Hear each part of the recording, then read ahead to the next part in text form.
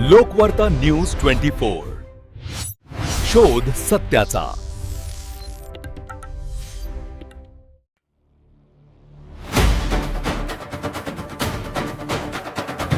तर आज आवडलं झालेला आहे याबाबत माहिती आपल्याला सर्वांना माहीत असल्याप्रमाणे मागील पावसाळ्यामध्ये जी अतिवृष्टी झाली त्यामध्ये आपलं रावणगाव गावामध्ये पुराचं पाणी शिरलं, त्यामध्ये लोकांना खूप झालं। त्या अनुषंगानं काही लोक बेघर देखील झाले। त्या अनुषंगानं आपले एक संवर्धन मंडळाचे आणि माननीय जिल्हाधिकारी राहुल कर्वे यांच्या मार्गदर्शनाखाली आणि एकंदरीत समन्वयानुसार आज आपण या ठिकाणी प्रायव्हेट उद्घाटन केलेलं आहे। यामध्ये आपल्याला माहीत असतं महाराष्ट्र शासन सोबतच या ठिकाणी डेअरिंग हँड्स आणि चौकात या तीन ऑर्गनायझेशन माध्यमातून आपण या ठिकाणी इको फ्रेंडली घराचं या ठिकाणी आपण उद्घाटन करत आहोत।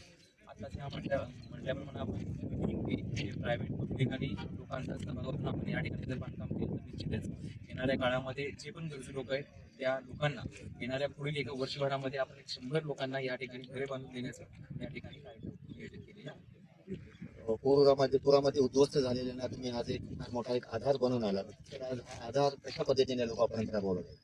म्हणजे ह्यांची जी रावणगाव आणि हस्ताळ या दोन गावामध्ये ज्या ढगफुटीमुळं किंवा या धरणामुळं जे काही पूर्ण गावं ती पाण्यात बुडाली आणि जीवितहानी झाली, त्याच्यामुळे त्या लोकांनी जेव्हा आम्हाला संस्थेला संपर्क केला त्यावेळेस आम्ही काही दानशूर लोक समाजातील दानशूर लोकांच्या मदतीनं आणि महाराष्ट्र शासन लोकप्रतिनिधी या भागातील सर्वांच्या सहकार्यानं आणि विशेषतः या हे जे घर बांधकाम ज्यांच्यासाठी करतोय आपण, तर ते आम्ही त्यांना लाभार्थी म्हणत नाही, ते आपले पार्टनर या प्रकल्पातले। या प्रकल्पाचं वैशिष्ट्य म्हणजे हे जे आपण नवीन जवळजवळ 280 घरं आपण घरकुलीचं आपण त्या बांधतोय खानापूरच्या या माळावर पुनर्वसनीसाठी आरक्षित जागेवर। तर ह्याचं एक वैशिष्ट्य आहे की ही घरं आत्ताचं जे हवामान बदल अनुकूल अशी ही घरं आहेत। ही कॉम्प्रेस अर्थ ब्लॉक म्हणजे प्रेस केलेल्या मातीपासून त्याच्यामध्ये थोडंसं सिमेंट आणि लाल मातीचं प्रमाण आहे। ह्याच्यापासून ही घरं त्याच्यामुळे खूप थंड राहतील आणि ह्याच्यामध्ये सिमेंट आणि स्टीलचा वापर पण खूप कमी होईल।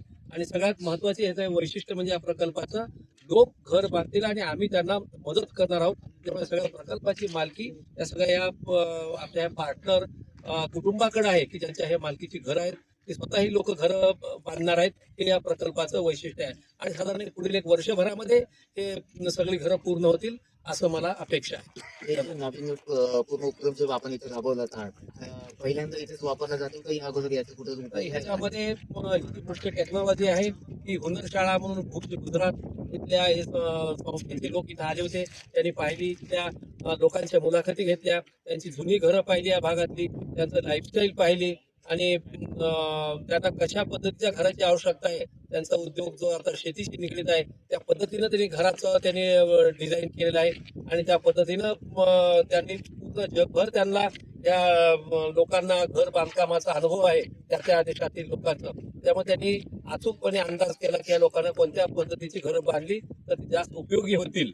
तर अशा पद्धतीचं हे त्यांच्या अनुभवाचा उपयोग करून आपण घरं बांधतो। साधारणतः या भागामध्ये किती घरे आणि किती दिवस याचा पूर्ण लागली? सुरुवातीला आपण प्रायोगिक तत्वावर रावणगाव आणि हस्ताळ येथील 5 कुटुंब आपण निवडलेली आहेत आणि ती लोक हे घरं बांधतायत, आपण त्यांना मदत करतोय आणि पुढं ह्याच्यावर आधारित हे डेमो तयार होतील ही घरं आणि ह्याच्यावर आधारित मग उर्वरित 280 घरं तयार होतील। त्याला एक साधारण एक वर्षभराचा काळ लागेल असं मला वाटतं। धन्यवाद। लोकवार्ता न्यूज 24 शोध सत्याचा।